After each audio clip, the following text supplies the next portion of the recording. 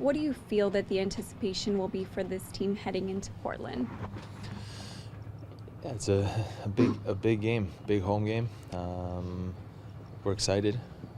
Obviously, the first league game at home wasn't exactly what we wanted in a lot of ways.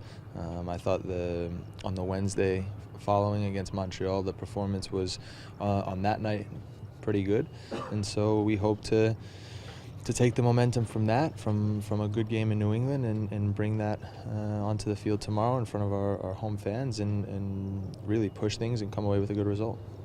We saw what you're capable in terms of offensive production in the last game. Last year against Portland, you scored the game winner. Can we see something replicated against them once again this year? Yeah, always hope so. At the end of the day, we won 3 points. They're a good team. Know a few of their players. I know that they'll be very prepared and ready to come in and make it as difficult as possible on us. And we have to have the confidence to play, to go for it, to really try to, in a smart way, put the game on our terms. And I think if we're able to do those things, then whoever scores will be able to come away with a good result. In terms of the midfield shape, do you think that this team has found the right balance yet? Yeah, it continues to be a work in progress, but I think, like I've touched on a few times now, over the past few games, I think we've started to find a good balance, a good mix in terms of being able to play with the ball and find a good rhythm and attack and be dangerous, but also be harder to play against, not give as much away. And so I think, like I said, it's up to us to show that again tomorrow and continue to push things along. Michael, how concerned, if at all, are you about the integrity of the pitch at BMO Field being sustained once the Argos move in next year? It's a long time between now and next year, so to be completely honest, it's not something that we're worried about at all at the moment. All you have to do is look at the stadium, this training ground, everything that has been put into our club to understand the commitment from MLSE to Toronto FC and to our fans. And so had a number of conversations with Greg, with Tim Bezbatchenko, with Tim Lewicki. Everybody knows that that commitment is never going to change. And obviously, once we get through this season and kind of phase 2 of the renovations begin, then we can start talking about those kinds of things. I know they already are, but in our minds, it's about, in the very short term, it's about tomorrow and worrying about this season. How would you compare the turf of BMO Field to other stadiums in the league? Like any field, like any stadium in the world, it's not always the same. Depending on the time of year, depending on the number of games that are being played there, other events, it changes, right? I would say that the grounds crew does an incredible job in terms of the work that they put in to making that field exactly what we want and what we need. I think there was a little bit of a period last year where we were, trying to all get on the same page in terms of what kind of field we like and what kind of field makes for a good game. And I think we kind of worked through that together last year. And what I would say is, once we got on the same page, the end of last year and not even the end of last year, the second half of last year, and now so far this year, the field is unbelievable in terms of fields that we've seen so far in the league, by far the best.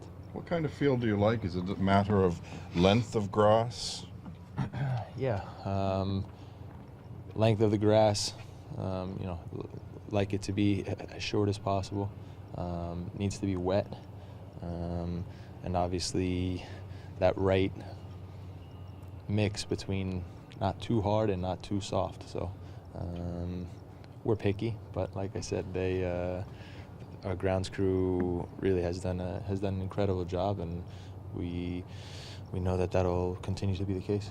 On the Portland front, they've had some injuries, as you had, and their record has kind of been up and down, win, lose, that kind of thing. Do you feel that, in a way, they're kind of been like you, sort of trying to find the right identity with the issues they were facing early in the season?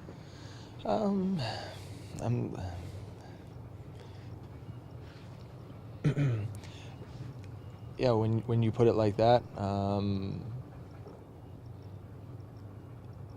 it's hard for me to compare teams. We take them for what they are, which is a good team. They have dangerous players going forward. Nagbe, Valeri, Addy's a handful. Defensively, in their good moments are very solid. Nat Borchers has been a good defender in this league for a long time.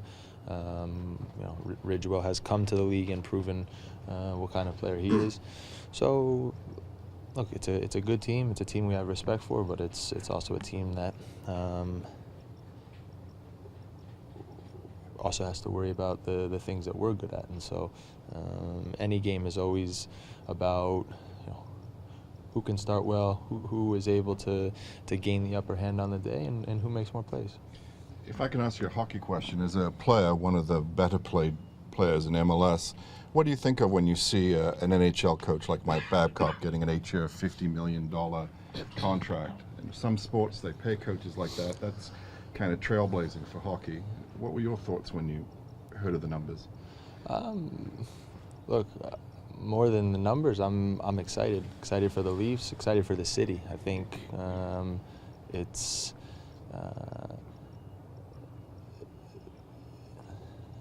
shows again how committed MLSE is to everything that they're doing. I don't pretend to be a hockey expert, but I follow things, and I know that Mike Babcock's reputation is second to none in terms of a coach, in terms of a man, and so I think, like I said, it's exciting for the city. I'm excited to watch. How tough will it be tomorrow not having Josie around? I'm sorry? How tough will it be not having Josie around? He'll be around. He'll be in the locker room. No. We will miss him for sure. He's been an important guy for us through the first few months of the season. I think he's just going to continue to get better and better. But we have a locker room full of guys in there who are committed and hungry and determined to push things along in the period of time that he's not out there. And like I said before, he'll be right there with us even if he's not on the field. Roma plays Lazio this weekend. I'm just interested to hear what was your experiences like playing in the derby. Yeah, it's a special game. Not too many like it. Had a chance to play in a few normal, regular Roma Lazio derbies during the season, and then played obviously in a big one in the Italian Cup final. And so, in some ways, it's hard to describe to people who aren't Italian and who aren't, to be honest, Roman. It's the atmosphere, the passion in the city is special.